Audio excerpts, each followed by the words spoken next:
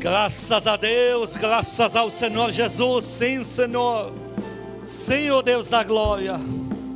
Sim, Deus Santo. Diga para Ele: Senhor Jesus, a minha vida te pertence. Diga para Ele: não vou procurar, porque eu já achei. O meu bem maior sempre será o Senhor. Eu e a minha casa, a nossa confiança só está no Senhor. Diga para Ele: o meu coração não estremece de más notícias. Toda a minha vida já é tua. Aplaude Ele, aplaude. Amém, amém, amém, amém. Glória, glória, glória. Ele está aqui, santo. Glória a Deus. Podemos sentar, queridos. Não precisa hoje não do púlpito. Como vocês estão, queridos? Quantos dão glória a Deus aqui? Deus é fiel. Deus não perguntou quem governa o país. Não perguntou como está a taxa de dólar. Ele foi lá e te deu promessas. Deus não blefa. Deus não brinca. Uma vez eu te disse nesse púlpito: os demônios querem cancelar dentro de você as promessas de Deus, porque eles nunca viram Deus mentir. O que eles querem te falar: me dá o que você tem na mão. E o que você tem na mão são as coisas que Deus te prometeu. E Ele vai cumprir na tua vida. Senhor, meu Deus e Pai, fala conosco na tua palavra. Regenera as nossas vidas, transforma as nossas mentes no poder, na unção da tua palavra. Em nome de Jesus, amém. Queridos, nós vamos falar sobre Logos. O título é: somos filhos do Logos, a palavra em ação. Em João capítulo 1, versículo 1, a palavra diz que o Senhor Jesus é o Logos. E o Logos, esse verbo que fala aí, Logos com U, não O, é palavra em ação.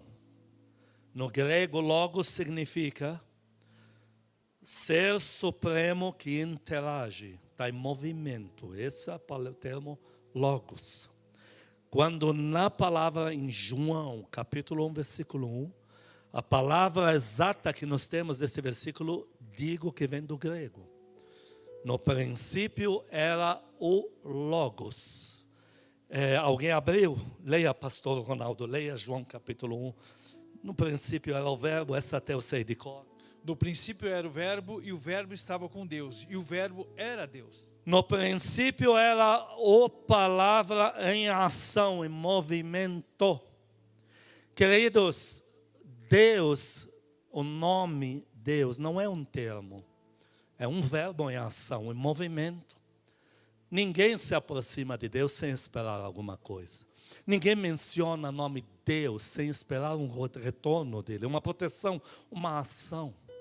Por isso que o primeiro homem de Deus a usar o termo Deus vivo foi Josué. Porque pela primeira vez na Bíblia você vai encontrar o título Deus vivo. Foi dado por Josué, em Josué capítulo 3, versículo 10. Alguém abre que vai ler. Abre lá, pastora Lídia. Josué falou assim para o povo, pela primeira vez na Bíblia que se usou o termo. Ele falou: Deus protege os seus, acode os seus e luta pelos seus.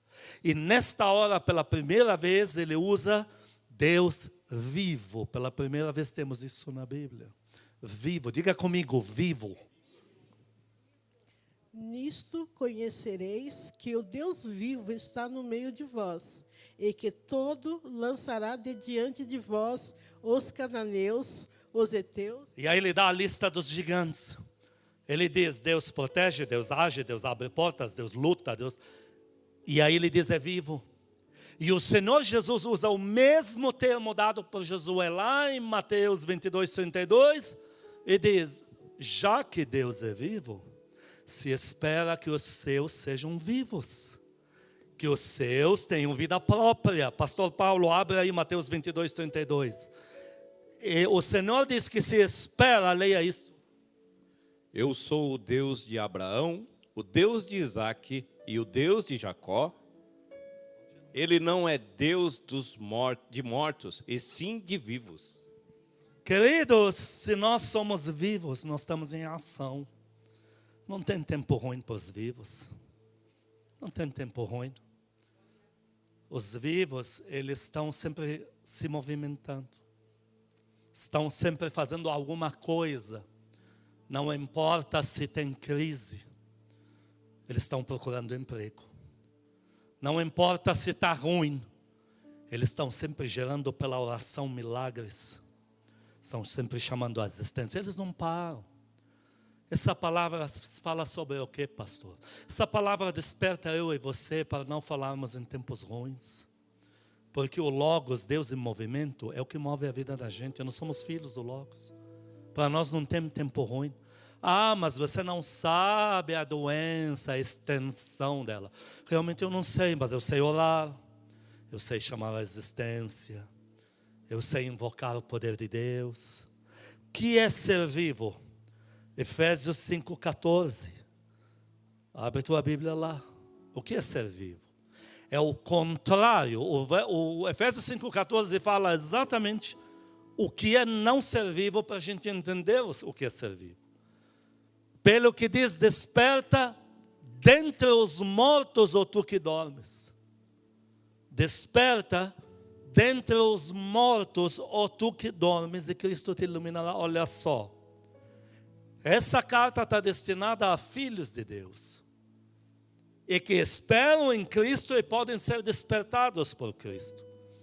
E Paulo diz para eles assim: você de Cristo, enquanto está dormindo. O que é dormir? Alheio. O barco está lá afundando, mas você não acorda. Está lá 1000 oportunidades que os anjos podem te abrir, mas você não desperta. Satanás quer fazer o que? Drenar a tua energia em Deus. Ele quer que você creia, mas creia sem fazer nada. Gruda numa cama aí, porque a vida está difícil. Queridos, eu vi pessoas passando fome, indo para a igreja delas, para sair com o grupo que vai evangelizar. Você acha que Deus não viu isso? Essas mesmas pessoas hoje são prósperas. Eu vi um homem, eu vi a história dele na igreja que eu me converti. Ele era o homem mais rico da igreja toda. E o pastor sentiu a liberdade de me confidenciar, sentiu confiança em mim, eu que era novo convertido, para me falar de valores. Ele me falou, olha, o dízimo dele é 4 vezes maior do que a igreja toda junta. E sabe como ele começou? Ele ia lá pegar aquele cloro com os pés, com aquela bota de borracha, com os pés no cloro, mexendo aquilo com as mãos. Porque o pai dele tinha falido, e ele era dos irmãos o mais trabalhador. E ele foi lá e falou, vou resgatar esta empresa. E começou ele mesmo, com alguns empregados muito mal pagos, porque estavam quebrados. Ele engarrafava aquilo e fazia entregas. A empresa dele se tornou a líder desse segmento na grande São Paulo. E era um grande milionário, eu conheci um grande milionário mesmo. Queridos, Logos gerou, como o Senhor Jesus falou, Deus de vivos. Nós somos vivos. Queridos, eu tive dias na minha vida, eu acordava, eu não sei o que fazer. Eu pensava que eu ia casar aos 40 anos, porque eu pensava assim, minha liberdade, lá aos 40 a gente pensa nessas coisas aí, eu não acho que antes disso alguém tem que casar. Deus me manda casar quando eu estou quebrado, falido, sem um tostão furado no bolso, sem diploma nas costas, sem amigos, sem ninguém para me acolher. E Ele fala, você casa. E hoje eu sei por quê. Porque Ele queria gerar em mim o que eu possa pregar hoje para você. Os filhos de Deus não têm tempo ruim. Como é lindo alguém que está desempregado, um engenheiro, ele chega para um caminhoneiro e diz assim, você está carregando esse caminhão, vai fazer uma viagem, vou, quantos dias? 12. Posso ir contigo? Eu lavo o caminhão, descarrego para você. Olha que mais bonito isso. Você acha que Deus não vê essas coisas? Satanás quer desabilitar em você o espírito de guerra, o espírito da luta, o espírito de ir para cima, de aprender. Como é bonito uma pessoa que já sabe, domina todo o seu segmento. que você está fazendo? Eu estou estudando porque eu vou gerar esse diploma aí, estou pagando um preço. Isso é bonito, queridos. Os vivos, eles não dormem. Vou repetir, dormem alguém que tem fôlego, está vivo, por isso que dorme. Mas para Deus está como morto, como morta, porque não produz. Que o diabo quer, um dia o Senhor me mostrou, travas e aqueles ferros de trava assim com ganchos, e havia elástico neles. E o Senhor me disse, observa. E eu vi aquelas travas, aquele elástico empurrando cada vez mais para as travas apertarem a sua vítima, asfixiar. A pessoa fica espremida e dolorida. O Senhor me disse, o Espírito que tira a ousadia do meu povo, ele trabalha assim. Ele vai asfixiando, asfixiando, daqui a pouco a pessoa diz, eu não sei mais o que fazer. Só me resta a depressão. Não, não te resta depressão. Você é filho ou filha do Logos, está lembrado? Está lembrada? Quantos dão glória a Deus aqui? Queridos, a fé, ela é ação. Tiago 2, eu vou ler, do 17 ao 26. Nós não encontramos um Deus que diz, Abraão, deixa eu conhecer melhor teu coração, deixa eu fazer um raio-x, para detectar até onde chega a tua fé. Olha, encontrei o ingrediente necessário, descansa aí que eu vou fazer tudo. Nós não encontramos um Deus fazendo isso. Nós encontramos um Deus que diz, Abraão, seguinte, eu sei que você crê em mim, por isso que eu vou te pedir isso aí. Eu preciso de ações tuas que me comprovem o quanto você tem fé em mim. Queridos, quem tem fé em Deus, alguma coisa está fazendo. Estava agora há pouco comentando com os primogênitos. Eu tinha começado a minha vida. Eu fui trabalhar para alguém que pintava casa. Casa pobre. Ele já ganhava muito pouco. E eu seria o ajudante dele. E eu sei porque ele me contratou. Para eu lixar paredes de manhã até a tarde para ele. Eu não me recusei. Não tinha outra coisa para fazer. E aquele dinheirinho de nada, não dava para nada. Mas eu levava aquilo com orgulho para casa. Para não ficar sem fazer nada, assistindo desenho desanimado o dia inteiro em casa, não é? Me dá uma Bíblia. Em Tiago 2, 17 a 26. Deixa eu ver essa. Essa é nossa também. Casa Firme, nossa versão.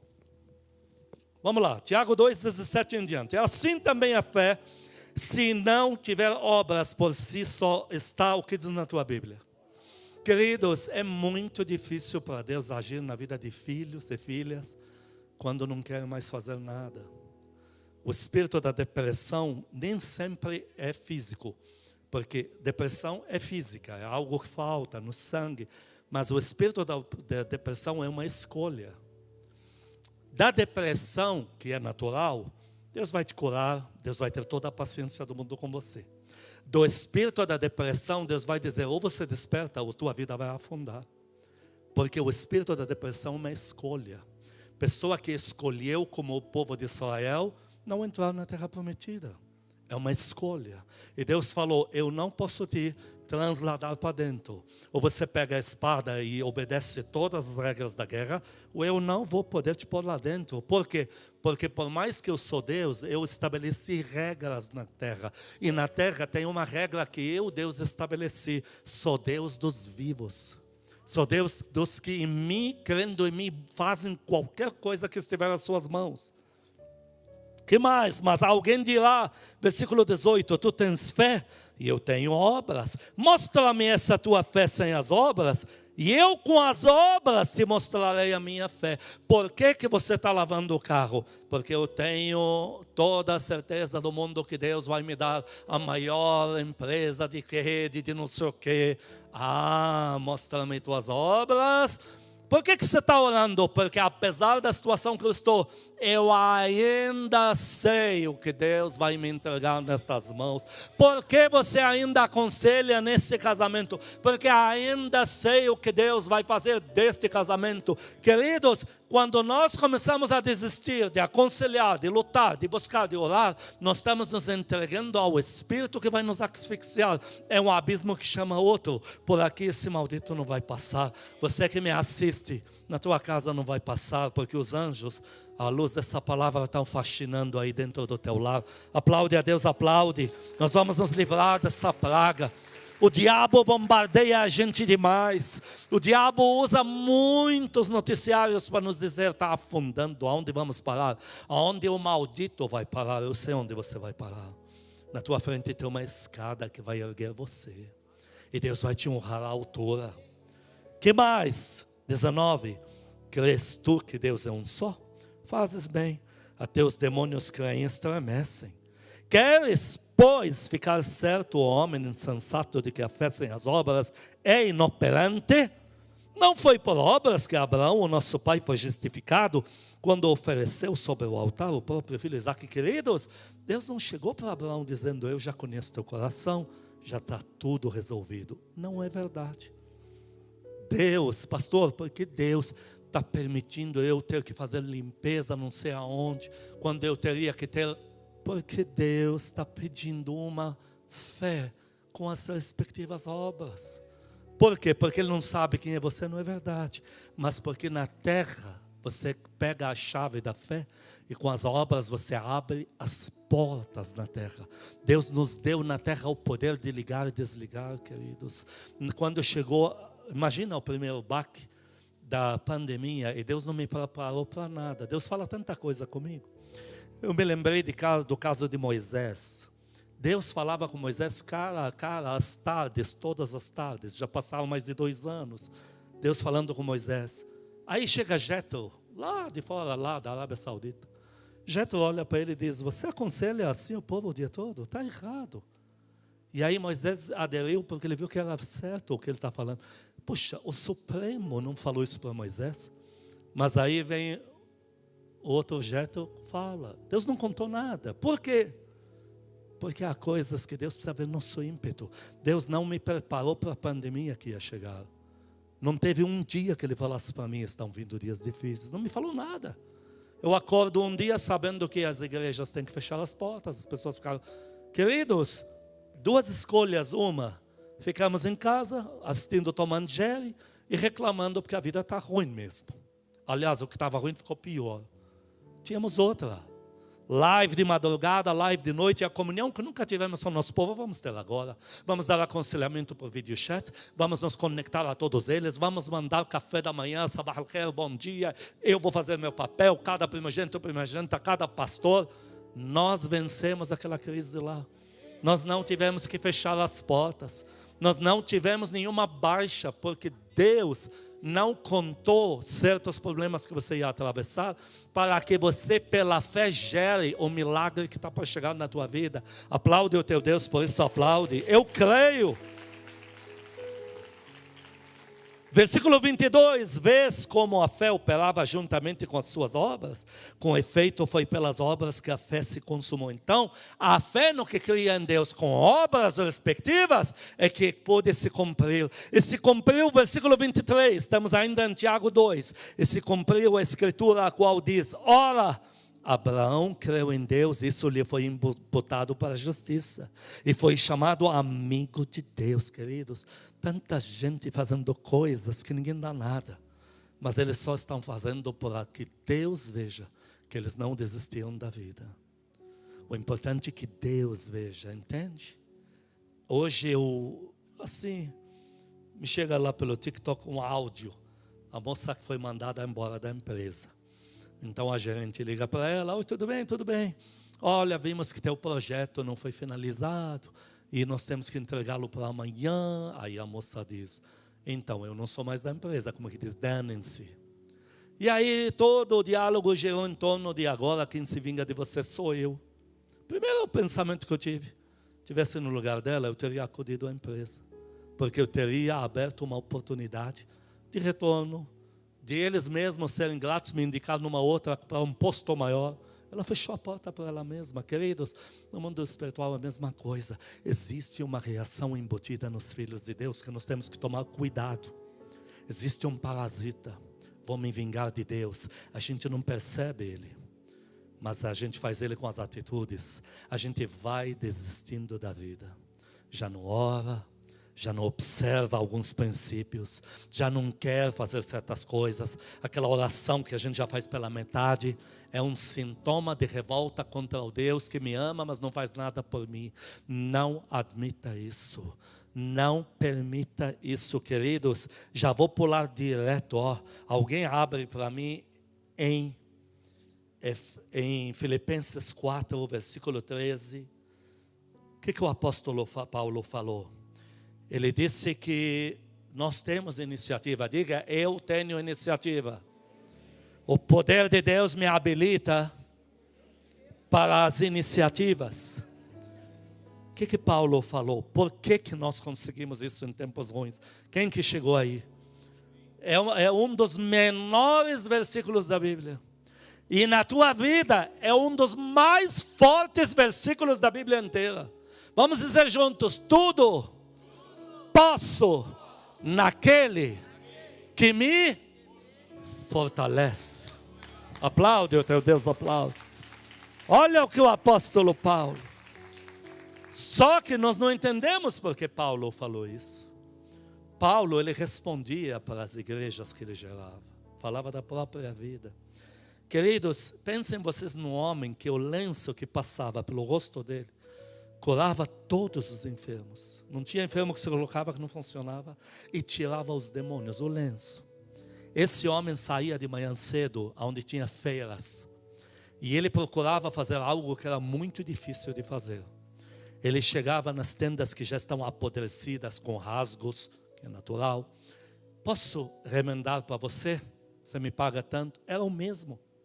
Então o mesmo que remendava tendas, para ter dinheiro para pagar a comidinha, para à tarde estar sacudindo o inferno inteiro naquela mesma cidade. E Paulo, ao fazer isso, ele escreve isso para os discípulos. Ele está animando eles a não ter tempo ruim. E ele está falando da experiência dele, como ele sobrevive fazendo, remendando tendas, queridos. O homem que mobilizava a glória de Deus fora de Israel, no mundo inteiro. Este homem que nas costas dele era para tornar onde os romanos, que era o maior império da época, queimavam os crentes, ele tem a carga de Deus para tornar a religião oficial o Jesus Cristo de Paulo de Roma, e ainda o cara lá de cima tem que se converter. Esse homem chamado Paulo, ele chegava e dizia, posso remendar para você se me dá um dinheirinho? Eles gostavam muito, contratavam, porque ele vai fazer enquanto eu estou trabalhando. Então ele fazia o que ninguém fazia. Disponho da minha tenda, ele já está arrumando para mim. Ótimo, faz tudo aqui. Então Paulo diz, o que ele diz mesmo? Tudo posso naquele que me... Dá para aplaudir a Deus? Tudo posso. Por que você ainda não ora? Por que você ainda ora? Deus não te atendeu. Tudo posso naquele que me fortalece. 2 Timóteo 1,7, o que diz? Eu já sei de cor. O que diz? Porque Deus não nos tem dado o espírito de covardia, de espremer as suas vítimas, asfixiar. Deus não nos tem dado o espírito de covardia, mas de poder. De poder. Sabe por que você não desiste da vida? Porque Deus te deu raça, te deu garra, te deu expectativa no sobrenatural. Por isso que você faz. Está sempre em movimento, está sempre visitando. Eu, recém-convertido, eu dei indícios para Deus. Eu não sabia muito bem o que eu estava fazendo. Era um ímpeto novo na minha vida. Nunca tinha feito antes. Mas Deus estava de olho e um dia, Casa Firme não existia ainda, numa das viagens que eu fiz para pregar numa cidade pequena, Deus me falou, aqueles dias te colocaram aqui. Eu me converti. E eu estava em condições extremas, difíceis quando me converti. Quando aceitei o Senhor Jesus, estava bonitinho. Aí veio uma guerra do inferno, me reduziu a nada financeiramente. Todas as guerras sempre, nunca foram na saúde, foram nas finanças. E aí, eu com aquela dificuldade para gerar recursos, pintando casas, eu me dava ímpeto de pegar comida para alguém na igreja, porque eu me converti. Eu via que se alguém não tem roupa, notório. não tem comida. E eu levava comida à tarde, eu levava minha mãe, meus 2 irmãos. Olha, nem eu sabia porque eu fazia aquilo. Aí de repente eu vi no meu bairro crianças muito carentes. E eu passei a perguntar para os pais se eu posso levar para a igreja. Faz até um favor, acaba a gritaria aqui. Eu levava todas aquelas crianças. O cara do ônibus já conhecia a gente. Pode passar tudo aí por baixo. Eu falava, não tenho dinheiro para pagar tudo isso aqui. Pode ir. Eles passavam tudo lá para dentro. Um dia eu fui acudir uma igreja pobre, numa cidade pobre. Eu fui até lá. E naquele dia Deus me usou muito na vida daquele pastor que estava para desistir de tudo. E o Senhor naquele dia, naquele episódio, Ele falou para mim: aqueles dias que você se dispõe a ser diácono, quando eu não sabia o que era isso, que você fazia visita para as minhas crianças, te colocaram onde você está agora. Dá para aplaudir a Deus, sim ou não?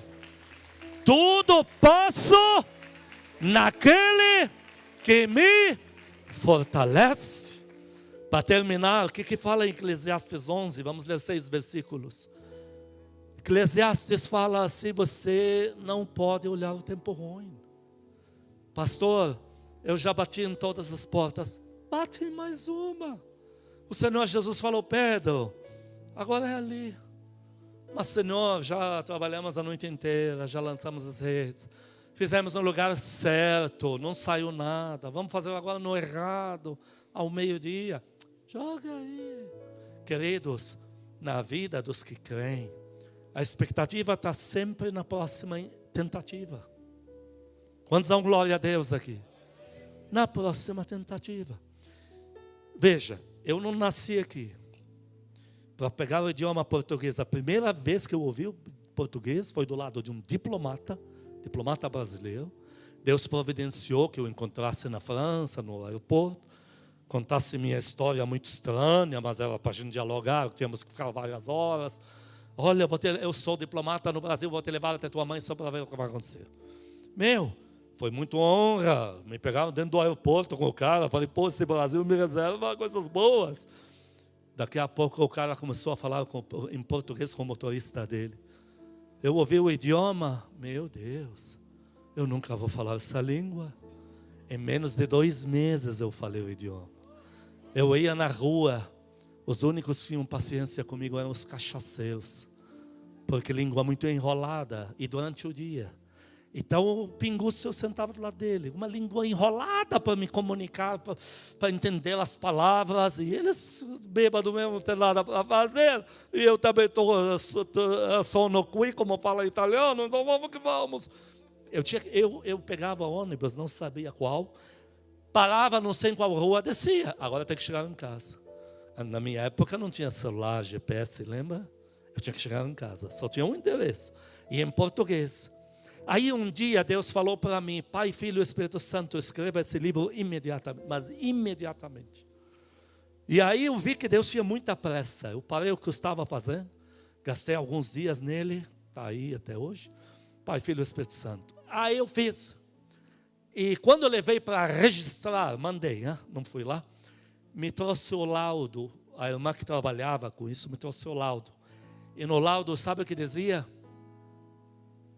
É o escritor mais jovem do Brasil a escrever um livro. Era eu. Eu ri tanto pelo Espírito, aquela risada de Espírito, quando eu vi aquilo. E ela me falou: pastor, o senhor é o escritor mais jovem a escrever um livro no Brasil, pelo menos até aquela época. Aí eu lembrei dos cachaceiros, e eu enrolando a língua, queridos. Toda a iniciativa na vida dos filhos de Deus, ela está embasada que na próxima tentativa, Deus vai fazer alguma coisa. Dá glória a Deus bem forte aqui. É aquela história. Eu já bati em todas as portas. Não, sempre falta uma. Eu já fiz todas as orações. Não, falta uma. Eu já dei todos os aconselhamentos. Isso, nós os pastores que o digamos. Tem casos que a gente diz, não sei mais o que dizer. Aí você vai lá e enfrenta. Deus te dá repertório novo. Coisas novas. E não é que um dia funciona. Eu aprendi a nunca mais limitar o poder de Deus. Quantos casos Deus sabia que eu tinha desistido. Deus sabia. Eu tinha falado, Deus, não tenho mais tempo a perder nisso aqui. E aí, na hora que eu já entreguei os pontos, Senhor, vamos parar de perder tempo. Aí a pessoa volta com tudo restaurado. E Deus sempre me repete a mesma sentença. O milagre não aconteceu por aquilo que você queria, deixava de crer. Ele aconteceu porque você não desistiu de atender, de declarar. Tem coisa que a gente declara e a gente não acredita em mais nada. Mas estou declarando porque a minha profissão me manda fazer isso. Não é que funciona mesmo? Para Deus é o que você fez. O Senhor falou de 2 filhos, que o pai falou, vai, não vou. O outro, vou. Quem falou vou não foi. E quem falou não vou, arrastado foi. E ele pergunta, quem fez a vontade do Pai? É aquele que com muita raiva foi. Então a tentativa em Deus tem muito valor. Vocês vão despertar. Vocês vão pegar promessas antigas e vão começar a chamar tudo de volta. Vocês vão pegar aquele diploma antigo e vão começar a ressuscitar. Eu conheci um caso que esse foi difícil, até para a minha fé. Porque ele só sabia consertar a máquina daquela digital que criava calo no dedo. Só sabia consertar aquilo. Mas ele agora crê no poder de Deus e não sabe fazer outra coisa. Mas ele continuou em cima no mercado. Eu sei fazer isso. E ele hoje ganha muito dinheiro. Porque um desses que trabalham com relíquias contratou ele. Paga ele muito bem para fazer um trabalho exímio nessas máquinas. Queridos, nós estamos sempre crendo na próxima tentativa. Por isso que nós não desistimos. Por isso que nós não paramos. Por isso que nós não cerramos a boca e continuamos chamando a existência. Me dá Eclesiastes 11, 1-6 e terminamos aqui. Deixa eu ler. Lança o teu pão sobre as águas. Olha, joguei na água, nunca mais vou ver. Porque depois de muitos dias, o que diz na Bíblia? Acharás. Não está dizendo porventura, está dizendo que Deus vai devolvê-lo para você. E eu sei como vai devolver. Você jogou pão para quê? Para alimentar os peixes. Amanhã você vai pescar peixes bons. Você alimentou aquela lagoa. Que mais? Reparte com 7 ainda com 8. Olha que lindo. Aconselha 7, aconselha 8. Atende 7, atende 8. Olha, faz algo por 7 e por 8. Porque não sabes que mal sobrevirá à terra. Deus fala que nós estamos habilitados contra qualquer crise porque nós fazemos. Há uma preguiça de ir no culto. Nós vamos no culto. Dá para dar glória a Deus? Que mais? Estando 3, as nuvens cheias derramam aguaceiro sobre a terra. Queridos, aqui está dizendo que a hora de ver o milagre é a hora que tem que vir. É a hora que a medida saturou. A nuvem já está cheia. Deus fala assim, ela está cheia. Agora é tempo de água. Caindo a árvore para o sul, para o norte, no lugar em que cair, aí ficará. Deus te diz que tudo que você faz nele é um fundamento que ninguém mais vai poder tirar. Dá glória a Deus por isso. Quem somente observa o vento, nunca, o que diz na tua Bíblia? Você vai encontrar muito crente assim. Encostado nos outros, encostado na iniciativa dos outros. Ancorada na fé dos outros, na oração dos outros. Deus não vai poder operar. Ah, mas eu faço isso porque creio em Deus. Então, mas crer e fazer alguma coisa. Quem observa o vento nunca semeará. O que olha para as nuvens não sai para fazer a colheita. Eu acho que vai chover. Hoje não é dia de colher o fruto. Assim, no versículo 5, como tu não sabes qual o caminho do vento, nem como se formam os ossos no ventre da mulher grávida, assim também não sabes as obras de Deus que faz todas as coisas. Aqui eu te remeto a José. Você sendo José, você traduziria os sonhos daquele copeiro e do outro? Todos lembramos da história. Fizeram miséria com José, sem ter feito nada de errado. E mais o tempo passa, mais a vida de José ficou pior. Foi vendido como escravo, agora está na prisão. Aí chegam 2 e dizem, tive um sonho. Eu vou te falar o que esse que você fala faria. Leva esse teu sonho lá para o capeta traduzir para você. E o que José fez? Diga comigo, mais uma tentativa em Deus. Porque você traduzir sonho para um rei, deixa que eu faço. Agora para dois que vão morrer antes de José e vai trazer sonho. Mas o que na tua Bíblia diz? Não sabes a obra que Deus está fazendo. E aqueles sonhos que José traduziu, colocaram ele em toda a colheita que recebeu pela frente. Assim como tu não sabes o caminho do vento, assim não sabes as obras que Deus faz, de Deus que faz todas as coisas. 6 e último, semeia pela manhã a tua semente, e à tarde não repouses a mão, porque não sabes qual prosperará, se aquela ou se ambas igualmente serão boas. José fez isso, lançou 2 sementes, uma morreu, uma frutificou. Ele traduziu 2 sonhos em tempos difíceis, como aqui está falando de tempos difíceis. 2 sonhos, um sonho morreu porque ele traduziu e o cara foi enforcado mesmo. Então um não vingou, mas o outro vingou, porque ele falou, você vai escapar dessa prisão e vai ser restituído, e eu vou no vagão do teu trem aí, eu vou atrás de você. Uma semente não vingou, mas a que vingou entregou o Egito inteiro para José. Quantos querem esse espírito de conquista hoje? Quantos querem o espírito que eu vou chamar aqui de iniciativa em Deus? Levante a tua mão. Apaga todas as luzes. Deus viu aí em casa, viu na igreja a tua mão. Põe a mão no teu coração, diga comigo: Senhor Jesus, amo a tua palavra. Sempre me converto aos teus preceitos. Sempre o Senhor me convence, porque eu creio em ti, creio na tua palavra. Por isso, na tua presença, tanto peço perdão por todas as oportunidades que desperdicei, quanto expulso da minha vida todo espírito da preguiça, do sufocamento. Eu reajo por fé. Diga para o amado Espírito Santo: põe neste meu coração, amado Espírito Santo, o espírito de coragem, de ousadia, de poder. Diga para ele: Senhor, o Senhor sabe de quantas situações eu tentei desistir, mas peço forças ao Senhor. Me ajude a retomar. Me anime a voltar lá e fazer mais uma tentativa. Todo mundo em casa aqui na igreja, abre as tuas mãos assim para o Pai Celestial. Diga: Pai Celestial, Paizinho querido, diante da tua palavra, eu chego de mãos vazias para ti, pedindo que o Senhor encha elas para mim.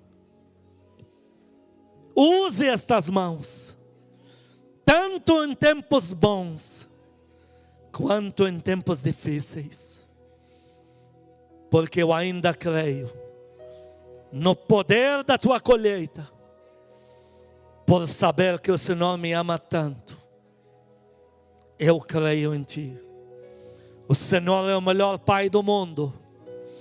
Olha, tenha a ousadia de dizer isso para Ele. Diga: Pai Santo, a minha próxima tentativa é a maior prova que eu ainda sou teu filho e tua filha, e ainda creio em ti. Eu e a minha casa serviremos ao Senhor.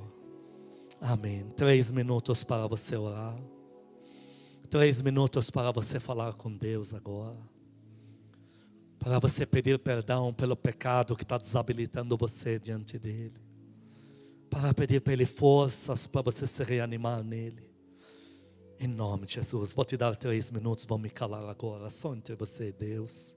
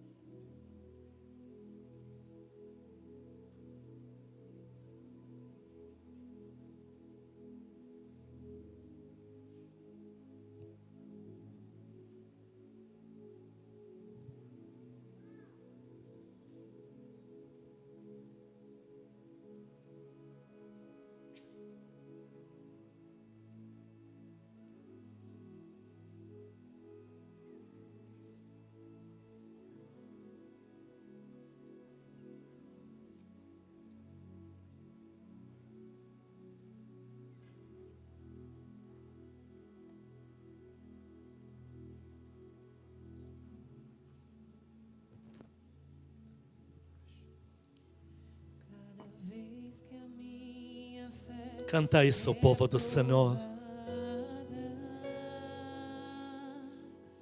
Tu me mandas de crescer um pouco mais. As montanhas e vales, desertos e mares que atravesso me levam pra perto de ti. Minhas provações não são maiores que o meu Deus e não vão me impedir de caminhar. Se diante de mim não se abrir o mar, Deus vai me fazer andar por sobre as águas, rompendo em fé. Minha vida se revestirá do teu poder, rompendo em fé. Com ousadia vou mover no sobrenatural. Vamos continuar como sempre fazemos, de deixar no máximo 10 minutos louvor. Você vai poder orar, se puder ficar aqui, nem que seja 1 minuto, vai te fazer bem. Lembrando, você vai falar com Deus, não é para orar um pelo outro. E não ore a voz alta, por favor, tá bem? Se quiser andar pela igreja, se quiser ajoelhar, se quiser sentar, fique à vontade.